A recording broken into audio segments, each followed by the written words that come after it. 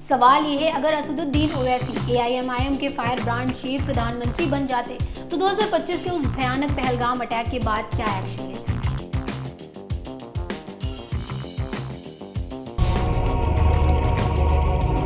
Cricket match वो जीत रहे, प्रधानमंत्री बोल रहे ऑपरेशन सिंदूर 3-0। आप बोलिए, जो अगर आपका बेटा बॉर्डर पर है, वाघा का बॉर्डर बंद है। आज का टॉपिक है कुछ ऐसा जो सोशल मीडिया से लेकर पॉलिटिकल सर्कल्स तक हंगामा मचा रहा है। पाकिस्तान को धूल चटाने का मौका था या फिर कुछ और हाँ, ओवैसी साहब ने पुणे की प्रेस कॉन्फ्रेंस में जो जवाब दिया वो चौंकाने वाला है। ना तो उन्होंने खुद को पीएम का ख्वाब देखते दिखाया, ना ही कोई हल्का फुल्का रिएक्शन, बल्कि उन्होंने केंद्र सरकार को आड़े हाथों लिया और कहा ऐसा मौका बार बार नहीं आता।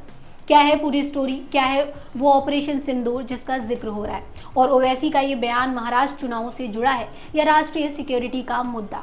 आज के इस लॉन्ग वीडियो में हम डिटेल में कवर करेंगे, बैकग्राउंड से लेकर ओवैसी के शब्दों तक, फैक्ट्स के साथ। अगर आप नए हैं तो चैनल सब्सक्राइब करें, बेल आइकन दबाएं और कमेंट्स में बताएं क्या लगता है आपको, ओवैसी पीएम बन सकते हैं। चलिए शुरू करते हैं।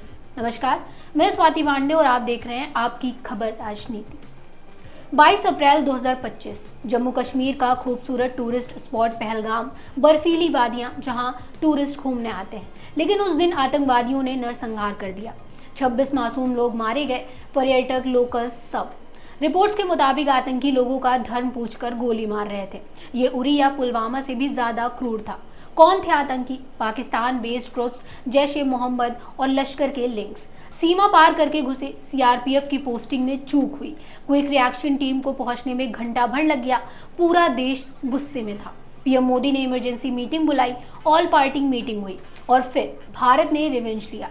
ऑपरेशन सिंदूर लॉन्च। क्या था ऑपरेशन सिंदूर? भारत की आर्मी, एयरफोर्स और नेवी ने पाकिस्तान पर सर्जिकल स्ट्राइक्स किए, ड्रोन अटैक्स, बॉर्डर पर फायरिंग। गुजरात से कश्मीर तक पाकिस्तान के ड्रोन्स गिराए गए। युद्ध जैसे हालात हो गए।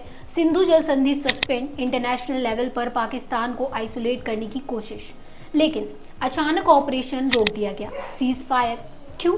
ये सवाल आज भी खड़ा है। कुछ कहते हैं डिप्लोमेसी, कुछ कहते हैं इंटरनेशनल प्रेशर, लेकिन ओवैसी ने कहा यह मौका गंवा दिया।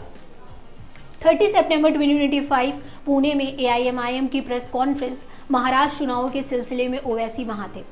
एक पत्रकार ने सीधा सवाल दागा, अगर आप प्रधानमंत्री होते तो पहलगाम अटैक के बाद क्या एक्शन लेते, पाकिस्तान को कैसे जवाब देते? ओवैसी साहब मुस्कुराए और दिया ऐसा जवाब जो सबको चौंका गया। सुनिए उनके शब्द। क्रिकेट मैच वो जीत रहे, प्रधानमंत्री बोल रहे ऑपरेशन सिंदूर 3-0। आप बोलिए, जो अगर आपका बेटा बॉर्डर पर है, वाघा का बॉर्डर बंद है, उनके बीमार पेशेंट भारत को नहीं आ सकते इलाज कराने के, क्रिकेट मैच क्यों खेल रहे भाई तुम? जो हमारे पायलट ब्रह्मोस से उनके 9 एयर स्ट्रिप बर्बाद कर दिए, पाकिस्तान के टेररिस्ट सेंटर गए, वो लोग क्या सोच रहे होंगे बताइए? आप मेरे को बताइए, 26 हमारे लोगों को सिर्फ महज इसलिए पाकिस्तान के टेररिस्ट मारे क्योंकि वो हिंदू थे। उनकी न्यूली वेडेड वाइफ के सामने, उनके बच्चों के सामने, उनके माता पिता के सामने मार के चले गए। ये कोई नहीं पूछ रहा वो हरामजादे आए कैसा वहां पर, ये कोई पूछ रहा नहीं। वो शैतान की औलाद वहां पर आई कैसा, कौन जिम्मेदार है उसका? हमारी 10 लाख फौज है वहां पे, कोई नहीं पूछ रहा। हम कोई सवाल ही नहीं कर रहे। प्राइम मिनिस्टर क्यों दिए मेरे को नहीं मालूम। ये अरे 3-0 सिंदूर क्या है ये? जो हमारे पायलट ब्रह्मोस से उनके 9 एयर स्ट्रिप बर्बाद कर दिए, पाकिस्तान के टेररिस्ट सेंटर गए, वो लोग क्या सोच रहे होंगे बताइए? हमको क्रिकेट मैच से कंपेयर कर रहे तुम लोग? किसी को अंदाजा भी है कि एक पायलट की ट्रेनिंग के लिए कितना टाइम लगता है? किसी को अंदाजा भी है कि फौजी खड़े रह के मुकाबला करता है, कितना उसको क्या क्या रिस्क फैक्टर होगा उसका? हम कुछ है, पूरे मिनिस्टर ताली मार रहे, हम जीत गए, हम जीत गए। अरे क्या मेरे भाई, ये ख्वाब देखने का मुझे शौक नहीं है। मैं हकीकत से जूझता हूँ और अपनी पहुंच जानता हूँ। हमारा मकसद सत्ता में बैठना या मंत्री बनना नहीं है, लेकिन एक भारतीय नागरिक के नाते कह रहा हूँ, पहलगाम के बाद हमारे पास पाकिस्तान को कड़ा सबक सिखाने का सुनहरा मौका था।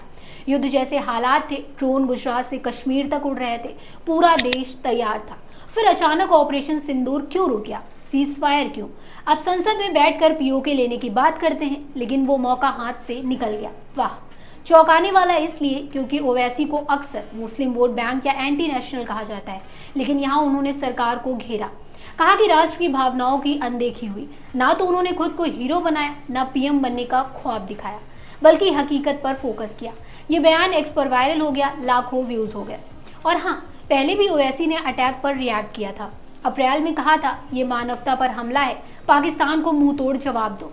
वो ऑल पार्टी मीटिंग में गए, गृह मंत्री से मिले, यहाँ तक कि एशिया कप में इंडिया पाकिस्तान मैच का विरोध भी किया। तो क्या ये बयान महाराष्ट्र चुनावी स्टंट है? AIMIM वहां 20 सीटों पर लड़ रही है, या फिर ओवैसी का नेशनल सिक्योरिटी पर स्टैंड? ओवैसी ने कहा, ऑपरेशन खत्म नहीं हुआ बल्कि रोका गया, और ये सही है। सरकार ने स्पष्ट किया कि ये पॉज है, नॉट एंड। लेकिन ओवैसी का सवाल वैलिड, जब देश गुस्से में था क्यों पीछे हटे? POK पर बात तो हो रही है, लेकिन एक्शन कब? पॉलिटिकल एंगल, महाराष्ट्र में AIMIM शिवसेना भाजपा के खिलाफ ये बयान ओवैसी को पैट्रियोटिक इमेज दे रहा है, लेकिन क्रिटिक्स कहते हैं ये सिर्फ वोट के लिए। याद है 2019 बाल कोटा के बाद भी ओवैसी ने स्ट्राइक्स की तारीफ की थी। क्या ओवैसी कभी पीएम बन सकते हैं? ओवैसी ने साफ कहा, पीएम बनना मेरा लक्ष्य नहीं। AIMIM का फोकस मुस्लिम राइट्स पर है, नेशनल लेवल पर अभी छोटा, लेकिन ये बयान दिखाता है वो नेशनल इश्यूज पर बोल सकते हैं। 2029 चुनावों में अगर NDA कमजोर हुई तो खैर, अभी तो महाराष्ट्र पर फोकस। मेरा टेक, ओवैसी का जवाब स्मार्ट था, ना डिफेंसिव ना एग्रेसिव, लेकिन सवाल वही, पाकिस्तान को कब सबक सिखाएंगे? तो ये थी पूरी स्टोरी। अगर वीडियो पसंद आया हो तो लाइक, शेयर और कमेंट जरूर करें। अगली वीडियो में बात करेंगे फिर एक ऐसी ही धमाकेदार टॉपिक पर। तब तक के लिए गुड बाय।